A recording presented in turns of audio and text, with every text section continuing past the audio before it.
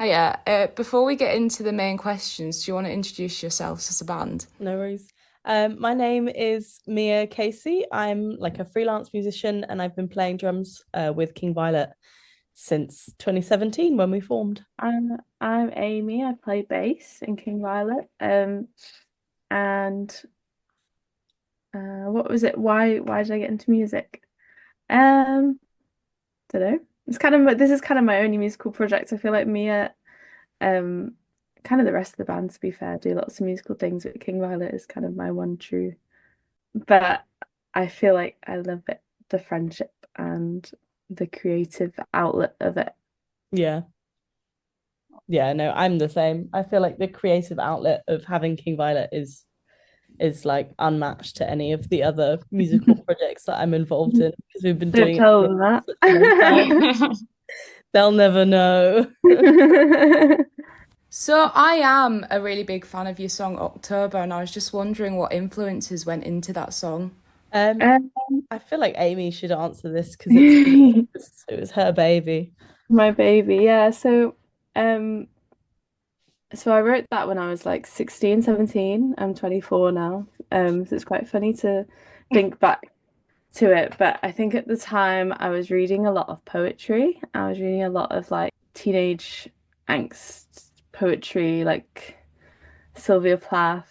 Um, trying to think who else, like Jack Kerouac and things like that.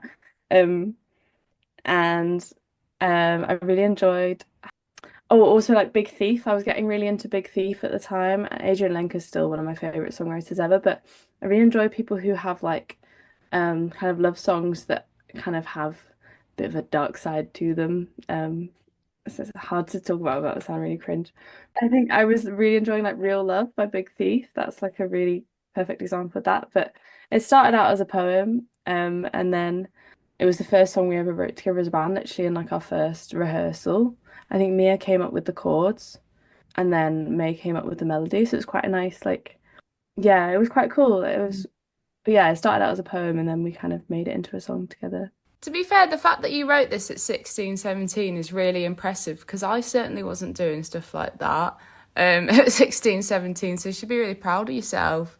I think sometimes when you're younger, you are able to just write without worrying about it as much. Yeah, you don't Like, have to I kind of think 16, 17 is peak, like, yeah, but thank you. That's nice. Since we are on the topic of childhood and nostalgia, what songs do you think reflected your childhood? um I don't know, like I think like I was brought up on a lot of like classic rock. So anything that's like I don't know, AC/DC's like Back in Black album is something that was played around my house when I was like really young, even though that's not really like fun, nostalgic childhood vibes. It still gives me like a really nostalgic feeling because that was like the first album that I listened to, like I don't know, where I could like play drums along to it. Because Highway to Hell was like the first song that I ever played with people. Like I like my style of drumming is very, very different now. But I think that is like AC/DC in general and like Highway to Hell and the Back in Black album are like that's very nostalgic for me. This is where you get to see the true King Violet range because my house is very different. But I listened to a lot of Taylor Swift growing up. Like shows why when people are like, "What are your influences?" We're like, "Well," um, Yeah. but yeah, like literally was obsessed. Like I used to lie. I remember I was such a dramatic. Well, I'm still a dramatic person, but like as a kid, I remember like taking my mum's old iPod Classic and like Yeah. listening to like Speak Now, like the breakup songs on that album, and like lying in the garden and being like, ah, even though I was like 10. Um, but I think if I had to pick a song, even though it wasn't out when I was a kid, the song Seven by Taylor Swift from Folklore, um, that's like about kind of well, it's about being seven. So it kind of makes sense. But I can't remember what the lyric is, but there's a line about how kids can just like lie on the floor and scream and like wishing that you could still do that as an adult. But she writes it really beautifully, but it's like I always think about that because you have moments where you're like, why, what age did we stop being allowed to Have a just full like, blown tantrum. she obviously makes it sound sweeter than that. It's not just like, but it's so true. It's just a really beautiful song, and it's about like growing up in Pennsylvania, which obviously don't relate to, but um I really like it's very like naturey and playing outside. It just really feels like childhood, I think. And the song's kind of about like her best friend at the time, and I had like really close, like I had a best friend all through school who I was like attached at the hip by. So I think maybe that's also why it kind of, yeah, Yeah. feels Oh, homely. bless, that's really sweet. This next question, it is a bit cringe, I do appreciate, but I feel like I had to include it because, like, at the end of the day, there's so many love songs out there, and I feel like, you know, whatever you go through in life, I think love, like, whether it's like having a weird workplace crush or like, I don't know, just like going on fun little dates, like it's sometimes the thing that really like get you through the day, and it's like a fun thing to like talk about. So yeah, what would be like the song you'd say is for your first love? Or maybe even like your biggest love, because I mean, it doesn't have to be romantic. It could be the love of like your childhood best friend, like you were just saying. So yeah, what would be the song that kind of encaptures your biggest or first love? The first one that jumped to my mind when you said that is Acolyte by Slaughter Beach Dog. Yeah, I don't actually listen to any of their other music, but I used to really love that song and I kind of forgot about it and I listened to it the other day. But what I really like about it is it because when you say like first love, there's a bit in that song where they talk about like people always say to you like, oh, just wait till you get older. Mm. Um, it's kind of about being young and like being in love and being like, we'll figure it out when we're older. But it's just a cute little song and it's very simple. Like it's not. Um, I feel like it's nice to have love songs that aren't like. I feel like I don't know what I was saying about October. A lot of love songs have a tinge of like sad to them or like fear, like anxiety, but it's just like a sweet song being like we're young and like we'll get old one day, but it doesn't matter. Like we're having fun now. All my answers. And then Mia's gonna be like rock music. Actually, I think the first thing that came to mind was probably I mean it doesn't remind me of anyone specific, but it's probably Don't Delete the Kisses. Whenever I listen to it, I'm like I feel like I'm falling in love, even though I'm Yeah. just like in the car on the M1, you know? Yeah. Yeah. Like, and it's just one of those ones that like every time like I hear it, it makes me feel like really like you've got butterflies in your stomach and that you're like having this big crush all over again. It's just such a good song and it really like captures that like new exciting kind of anxiety inducing crush that you have. Yeah. That's such a good choice. I That love is it. the love song, to be Yeah, fair. it's the love song. So yeah, I don't really know how to move on to this next segment, but it is a bit of a U-turn. What song do you want to listen to while you're about to die? um, Yeah, very different energy. The whole reason why I put this in was because me and my mates were literally just sat at the pub and we were like, how would you want to be like sent off? Like, how would you want to be spending your last moments? And kind of like, what song would you want to be listening to whilst that happens? And I think since then, it's like, because everyone said very different answers, it was something that I've always, I don't know, it's always kind of like fascinated me and I've always had a bit of a curiosity about. So yeah. that would be so good. I've never thought about this before. It's Me a really neither. interesting thought because, like, It's such a hard question. I think I'd probably opt for one of my favorite pieces of film music. Um, but I don't really know what one.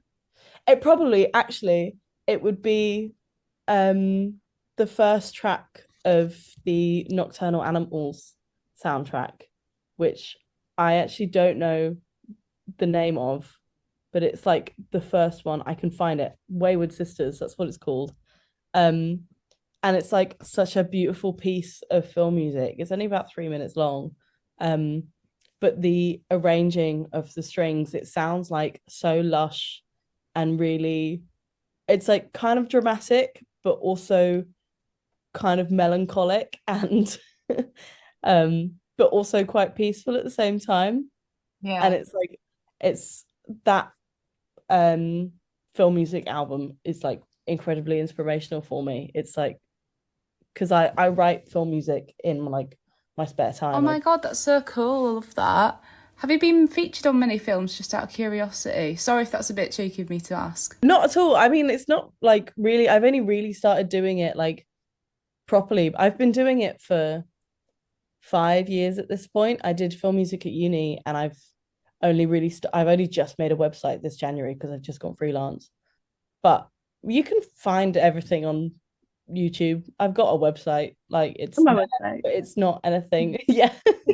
But it's not anything that's like, big. It's just like Yeah. little indie films that people enjoy doing. It's more like a passion project. I always really like because Mia's got that background, like she's really good at capturing like an emotion.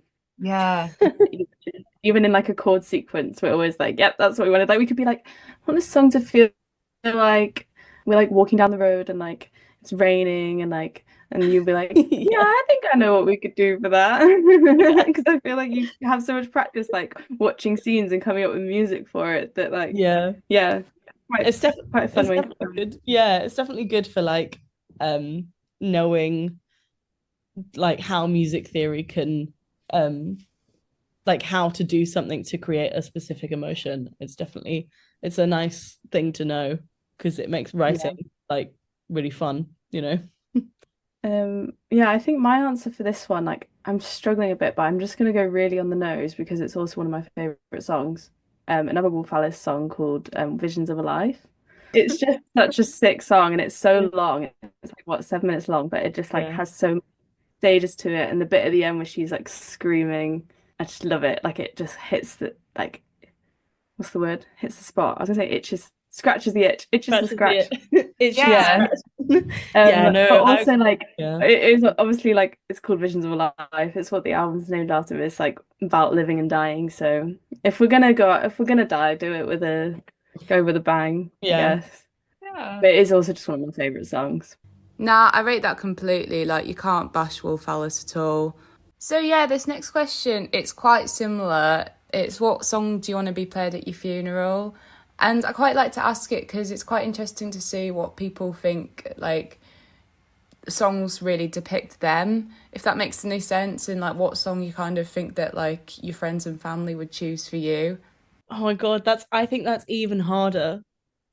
I feel like mine's got to be a Taylor Swift song because I feel like that is just what people associate with me, but I don't know which one it would be. Go out with like so many choices. I know. I mean, I've had people say whole albums before, so if you want to say her entire discography, you can. I'm just like reminding myself what songs she has. I feel like you wouldn't want it to be too depressing No. at a funeral. You kind of want it to feel celebratory, don't you? I think you know what? I think probably there's a really nice like folk metal artist, but she's done like a purely traditional folk album.